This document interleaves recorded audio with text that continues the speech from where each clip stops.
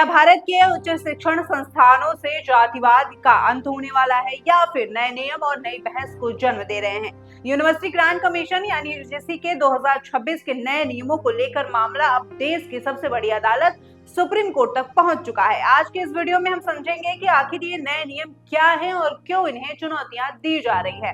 2026 में यूजीसी ने कैंपस के अंदर जातिगत भेदभाव को रोकने के लिए कड़े दिशा निर्देश जारी किए थे। इन नियमों के तहत हर यूनिवर्सिटी में एक एंटी डिस्क्रिमिनेशन सेल बनाना अनिवार्य होगा।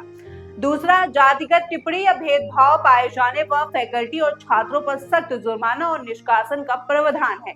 तीसरा, शिकायत दर्ज करने के लिए एक पारदर्शिता डिजिटल पोर्टल की व्यवस्था की गई है जहां पहचान गुप्त रखी जाएगी।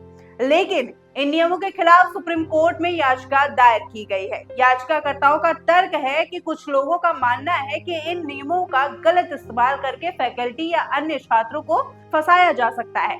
तर्क दिया गया कि ये नियम शिक्षण संस्थानों की आंतरिक कार्यप्रणाली में जरूरत से ज्यादा दखल देंगे। याचिका में इन नियमों के कुछ धाराओं को अस्पष्ट बताया गया जो बोलने की आजादी और कानूनी प्रक्रिया के बीच संतुलन नहीं बनाती हैं। इसीलिए सुप्रीम कोर्ट इस याचिका पर सुनवाई के लिए तैयार हो गया। कोर्ट का फैसला यह तय करेगा कि कैंपस में इक्वालिटी सुनिश्चित करने का सही तरीका क्या है। अगर ये नियम लागू रहते हैं तो ये दलित और पिछड़े वर्ग के छात्रों के लिए एक बड़ा सुरक्षा कवच साबित होंगे।